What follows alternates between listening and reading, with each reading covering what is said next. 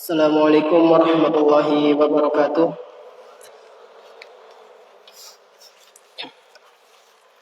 Alhamdulillahirabbil alamin. Wassalatu wassalamu ala nabiyyina Muhammadin wa ala alihi wa ashabihi wa man tabi'ahum bi ihsanin ila yaumiddin.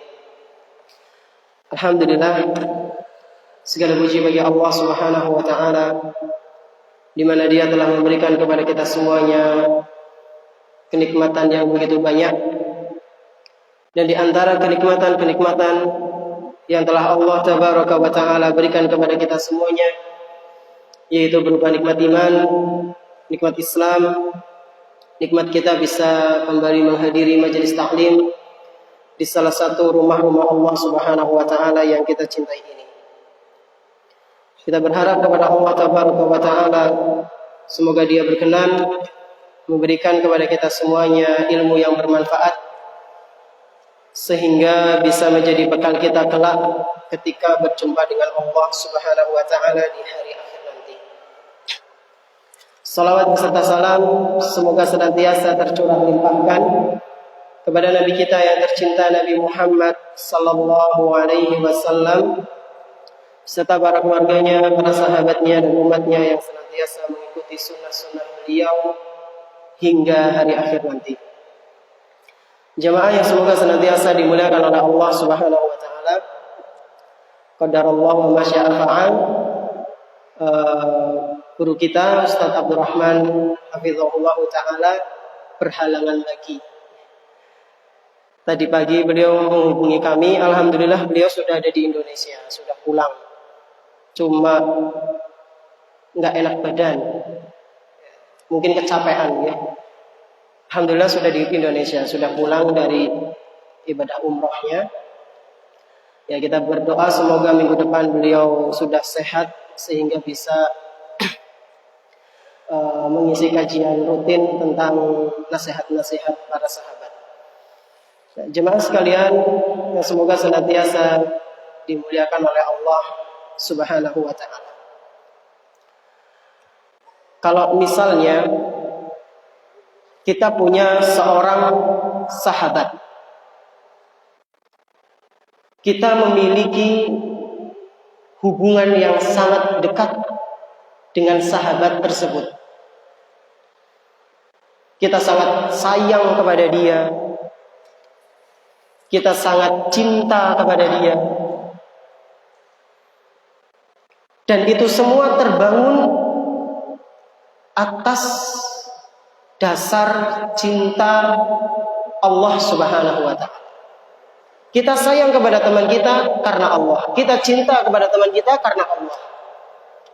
Sehingga yang terjadi atas izin Allah Subhanahu wa Ta'ala, di antara hubungan kita dengan sahabat kita tersebut adalah hal-hal yang sangat baik. Semisal saling menasehati, saling memberikan hadiah. Ketika saling memberikan hadiah, misalnya Pak, teman kita ini suatu hari misalnya dia memberikan sebuah hadiah yang menurut dia adalah sesuatu yang sangat istimewa. Sesuatu yang sangat istimewa niku contohnya nopo? Nopo Pak? Jenengan nate diparingi rencangnya mboten? Nopo? Motor ya, misalnya motor nggih. Motor keluaran terbaru misalnya. Kan cuma misal, bingung nggih. Apalagi kalau misalnya kon milih tiap tuku apa. Kita bayangin saja bingung. Misal motor, misal. Teman kita, teman kental kita, suatu hari misal memberikan sebuah sepeda motor. Ya mungkin karena ngelihat kita ngepit terus, lihat kita motornya mogok kadang, kuda dan Stella mogok. Akhirnya teman kita, kontak motor. Loh apa kia? Numpang jenengan. Temenan, boleh keluyan sing bener lah. Temenan demi Allah. Akhirnya panjenengan alhamdulillah, jazakallah khair.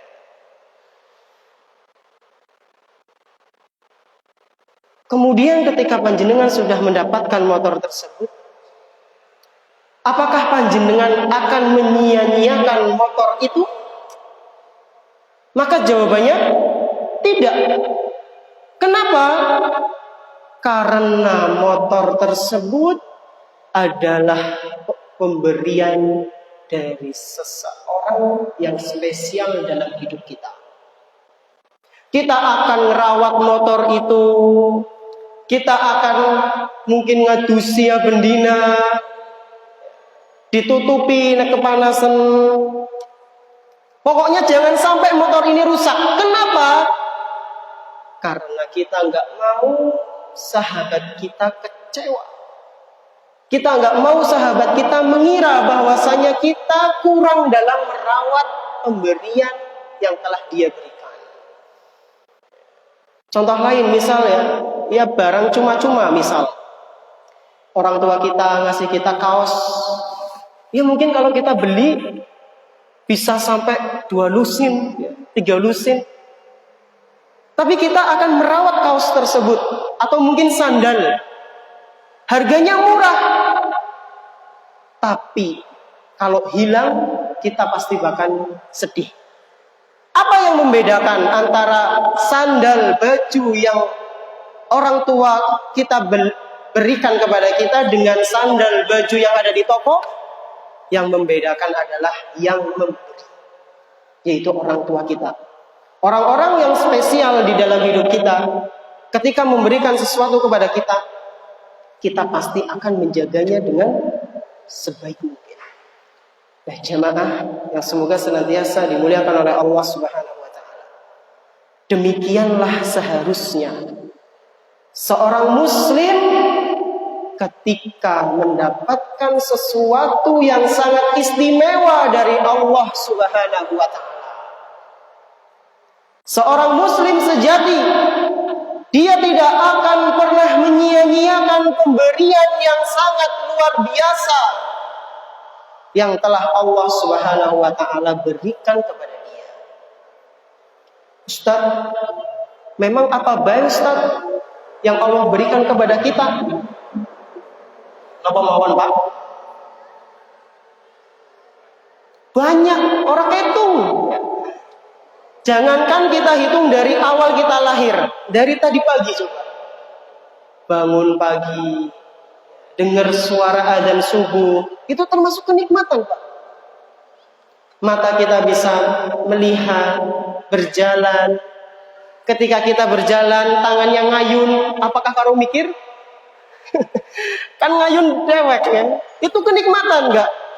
Kaki kiri maju berarti tangan kanan maju. Enggak sambil mikir.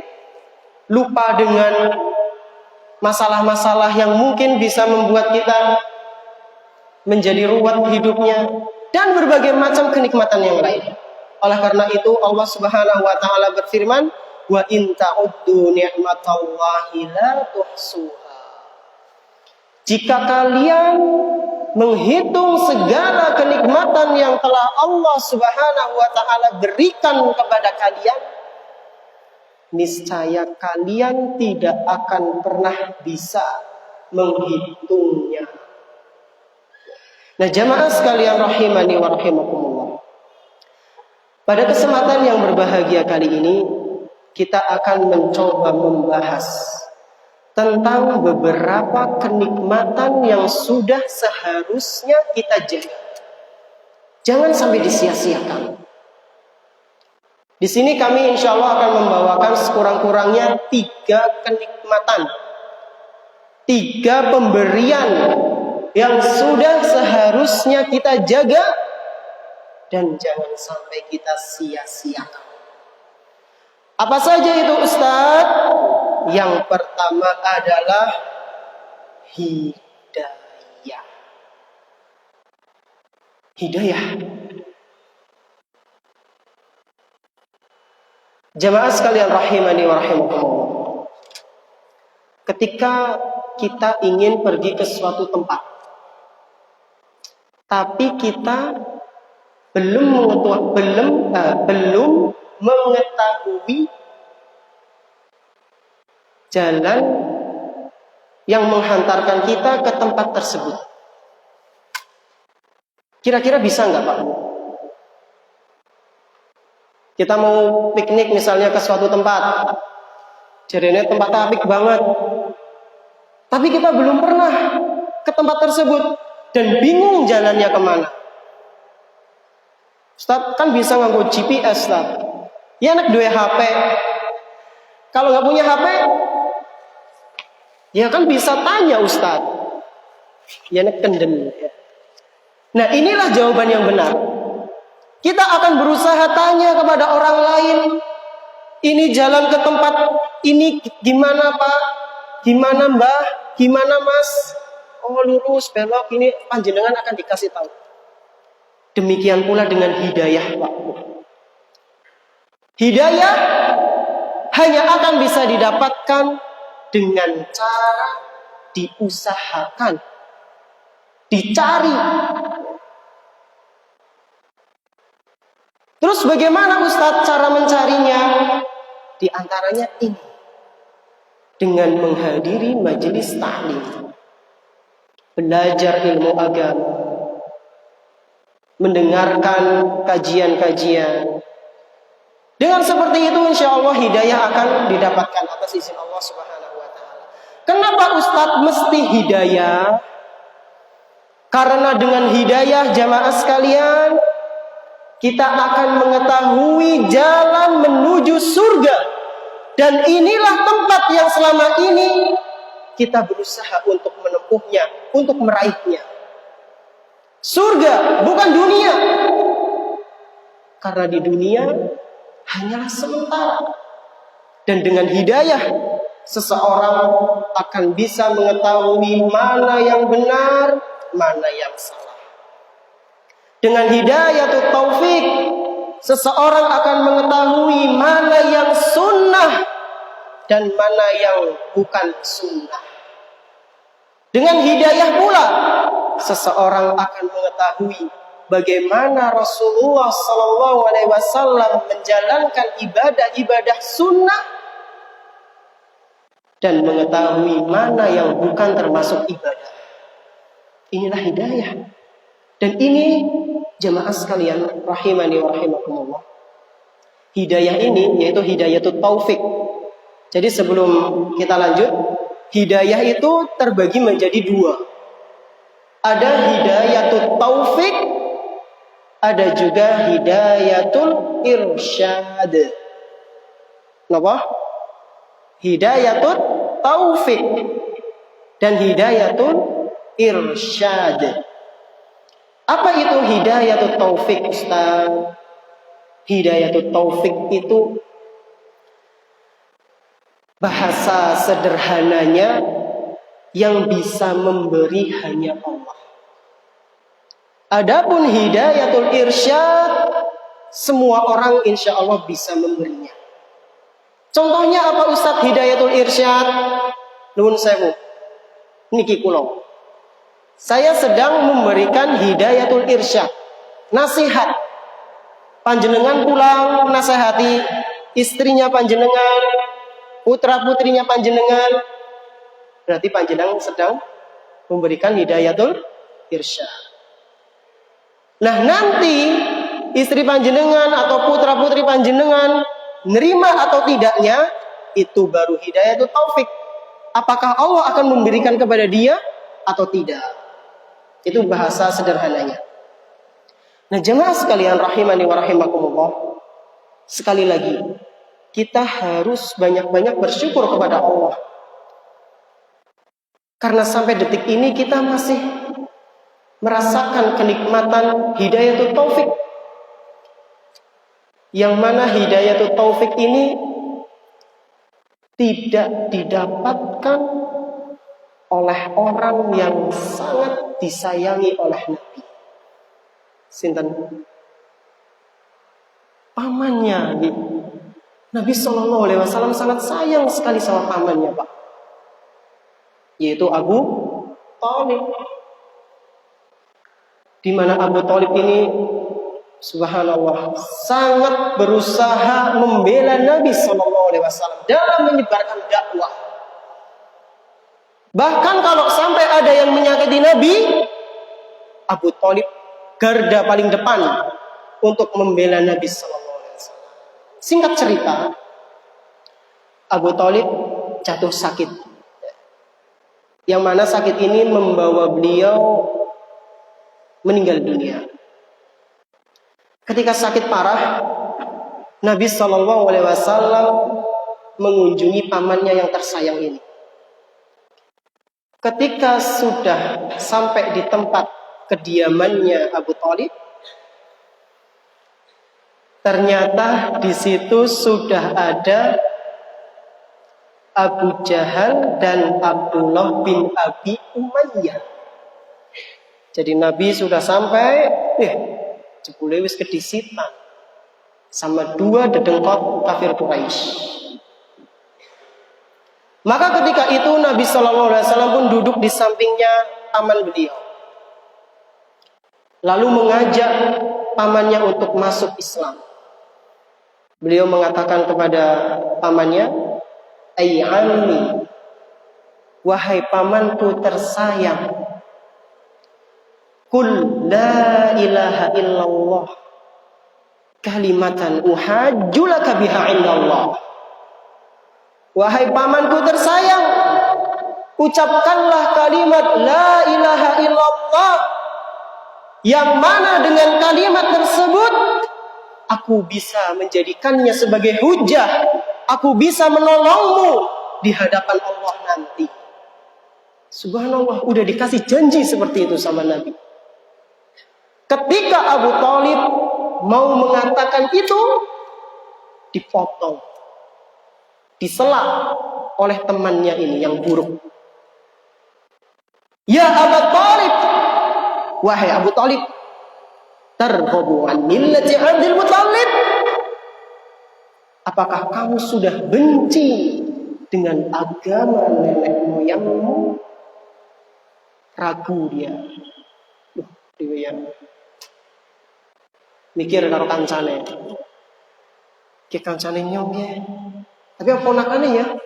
Nabi akhirnya mengajak lagi, "Ai ammi, qul la ilaha illallah, kalimatan uhajjulaka biha indallah."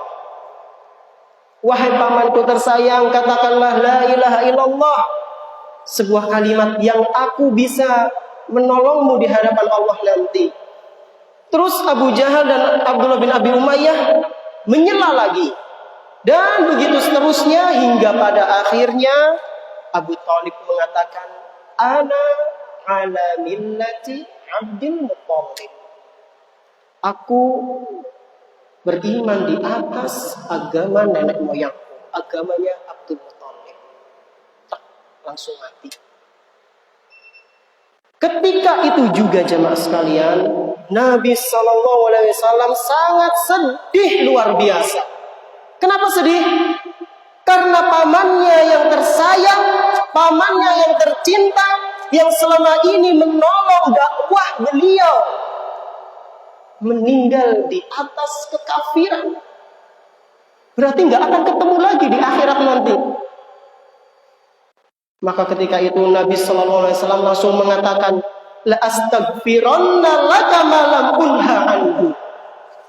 Wahai pamanku, aku pasti akan memintakan ampunan untukmu selama aku tidak dilarang. Jadi pada saat itu belum turun ayat yang melarang orang-orang muslim mendoakan orang-orang kafir. Ketika Nabi SAW sudah berazam seperti itu, Allah Subhanahu wa taala pun menurunkan ayat 113 dari surat At-Taubah. Allah Subhanahu wa taala memperingatkan kepada nabinya, "Ma kana lin-nabiyyi walladzina amanu an yastaghfiru lil musyrikin." Enggak pantas bagi seorang nabi dan orang-orang yang beriman kepada Allah Subhanahu wa taala untuk memintakan ampunan kepada orang-orang musyrik. Jadi di ayat ini Pak Bu, jamaah sekalian rahimani wa rahimakumullah, larangannya langsung untuk nabi dan orang-orang yang beriman. Berarti kita dilarang mendoakan orang-orang kafir kalau mereka sudah meninggal. Kalau masih hidup gimana Ustaz? Doakan supaya mendapatkan hidayah. Walau kanu uli kurba, meskipun orang-orang kafir tersebut merupakan dari keluarga dekatnya, jangan doakan. Min ba'di ma tabayyana lahum annahum ashabul jahim. Setelah kalian mengetahui bahwasanya mereka ini adalah orang-orang penghuni neraka jahim. Al-Quran surat At-Taubah ayat 113. Jemaah sekalian rahimani wa rahimakumullah. Setelah ayat itu turun, maka turun lagi ayat yang lain. Allah Subhanahu wa taala menghibur Nabi Muhammad sallallahu alaihi wasallam. Innaka la tahdi man ahbabta. Wahai Muhammad, sesungguhnya engkau tidak bisa memberikan hidayah taufik kepada orang-orang yang engkau cintai. Walakinnallaha yahdi may yasha. Akan tetapi Allah Subhanahu wa taala lah yang bisa memberikan hidayah kepada yang Dia kehendaki. Wa huwa a'lamu bil muhtadin. Dan Allah, Dia yang paling paham, Dia yang paling tahu siapa yang pantas untuk mendapatkan hidayah. Al-Quran surat Al-Qasas ayat 56. Nah, jamaah sekalian rahimani wa rahimakumullah, bersyukurlah kepada Allah. Dan sebisa mungkin, semaksimal mungkin, kita jaga pemberian Allah ini.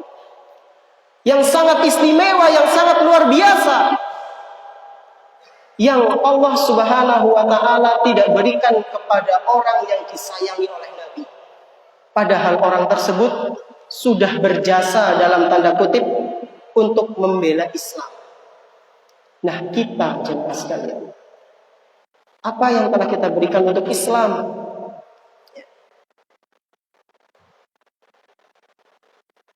Gak ada yang bisa menjamin kita mati di atas keislaman. Ada seorang ulama namanya Abdullah Al-Qasimi. Dia adalah seorang penulis kitab tauhid. Kitab isinya akidah dan di dalamnya tentang bantahan-bantahan untuk orang-orang ateis. Tapi ternyata jemaah sekalian, dia meninggal di atas agama yang dia musuhi. Subhanallah. Gak ada yang menjamin jemaah. Maka dari itu perbanyaklah berdoa kepada Allah. Jaga benar ibadah-ibadah wajibnya. Kalau bisa ditambah sunnahnya. Kita contoh Rasulullah SAW, bagaimana beliau bersyukur kepada Allah. Kata Aisyah radhiyallahu anha, anna Nabiyallahi sallallahu alaihi wasallam kana yaqumu minal laili hatta tatafattara qadama. Bahwasanya Nabi Allah Muhammad sallallahu alaihi wasallam, kalau beliau sholat malam itu kakinya sampai pecah-pecah, saking lamanya. Faqalat Aisyah, maka Aisyah bertanya kepada Rasul, lima tasna'u hadza ya Rasulullah? Kenapa engkau sampai seperti ini wahai Rasul? Wa qad ghafarallahu laka ma taqaddama min dhanbika wa ma ta'akhkhar. Bukankah Allah Subhanahu wa taala telah memaafkan dosa-dosamu yang telah lalu dan yang akan datang? Qala afala uhibbu an akuna 'abdan syakura. Wahai Aisyah, apakah enggak pantas aku menjadi seorang hamba yang bersyukur kepada Allah? Subhanallah. Ini Nabi kita sallallahu alaihi wasallam yang sudah dijamin ampunannya, yang sudah dijamin masuk surga, tapi tetap beribadah kepada Allah. Inilah wali sejati. Sing jenenge wali ya semakin taat, kudu semakin bermaksiat. Wali Allah tapi ora salat. Nasallallahu alaihi wasallam wal afiyah. Nah, jamaah sekalian rahimani wa rahimakumullah, ini yang pertama. Pemberian Allah yang kedua yang sudah seharusnya kita jaga adalah pasangan hidup yang saleh atau salihah. Ini yang kedua. Yang pertama tadi hidayah. Yang kedua pasangan hidup yang saleh atau salihah. Seorang suami atau seorang istri yang saleh atau yang salihah, ini adalah pemberian yang luar biasa dari Allah Subhanahu wa ta'ala. Loh, kok bisa Ustaz? Ya bisa. Karena dengannya seseorang akan bisa mengetahui hakikat hidup yang sebenarnya. Suami yang saleh akan membimbing istrinya ke jalan yang benar. Benar-benar jadi pemimpin di rumahnya.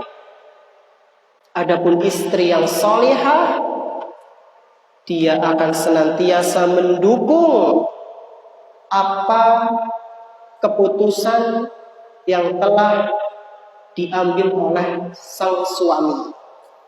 Dan tentunya kalau keputusannya baik, maka jalan. Kalau keputusannya sampai menyeleweng syariat, istrinya akan mengingatkan.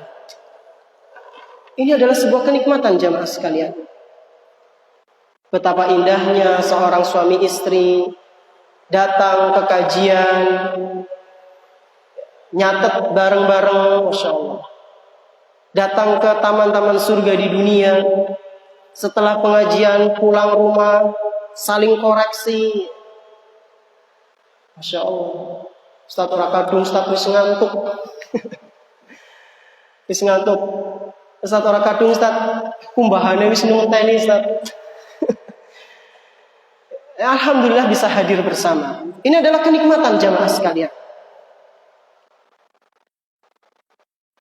Istri yang salihah, dia akan menyambut suaminya ketika pulang kerja dengan senyuman yang manis, dengan air hangat, ngomedang untuk mandi.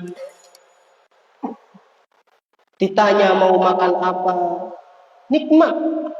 Suami yang soleh, subhanallah, pulang kerja bawa jajan, pulang kajian bawa jajan. Orang ketang sekresek itu udah senang jamaah sekalian, keluarga. Ustaz ngerti teman Ustaz, emang wis bojo? Alhamdulillah anak saya satu Pak Bu. Jadi mungkin jamaah ada yang ngira mungkin Ustaz ketone urung bojo ya. Anu cilik. Alhamdulillah punya anak satu. Ya itu alhamdulillah kadang kalau bawa jajan itu padahal gorengan. Gorengan anu duit luwihan nang sak nemu tumbas. Rumah seneng banget ya, kayak bawa sesuatu padahal yang ini gorengan. Nah ini, ketika istri masak asin ya, dialem di situ. Dipuji di situ. Berkenan bedi kritik. Ala kulli hal jamaah sekalian rahimani wa rahimakumullah, seorang suami istri yang mendapatkan pasangan soleh dan solehah pasti hidupnya akan bahagia. Apalagi panjenengan jamaah sekalian yang bapak-bapak. Kalau panjenengan sudah memiliki pasangan hidup wanita yang solehah, maka jaga benar-benar. Karena itu adalah harta simpanan terbaik yang dimiliki oleh seseorang. Rasulullah SAW pernah bersabda kepada Umar bin Khattab, "Ala ukhbiruka bi khairi ma yaknizul mar'u." Wahai Umar, apakah kamu ingin tahu harta simpanan apa yang terbaik yang dimiliki oleh seseorang? Al-mar'atus salihah, yaitu seorang wanita yang salih, istri yang salihah. Idza nazara ilaiha sarrathu. Jika suaminya melihat istrinya, suaminya senang. Udu malah melengos. Udu malah senep. Pulang kerja, jebule lagi sebalik. Ya. nggak disambut ya. Pas dilihat keringetnya ambune ya. Nah, Ustaz itu gimana Ustaz kalau kayak gitu? Ya dinasehati, bawa ke majelis taklim supaya tahu, atau dibelikan buku supaya baca. Wa idza amaroha ata'at. Wa idza amaroha ata'athu. Dan jika wanita tersebut diperintahkan oleh suaminya untuk sesuatu yang ma'ruf, maka dia menaati suaminya. Wa idza ghaba anha hafidathu. Dan kalau misalnya suaminya lagi pergi, istrinya akan menjaga harga dirinya, kehormatannya. Enggak akan kucing-kucingan.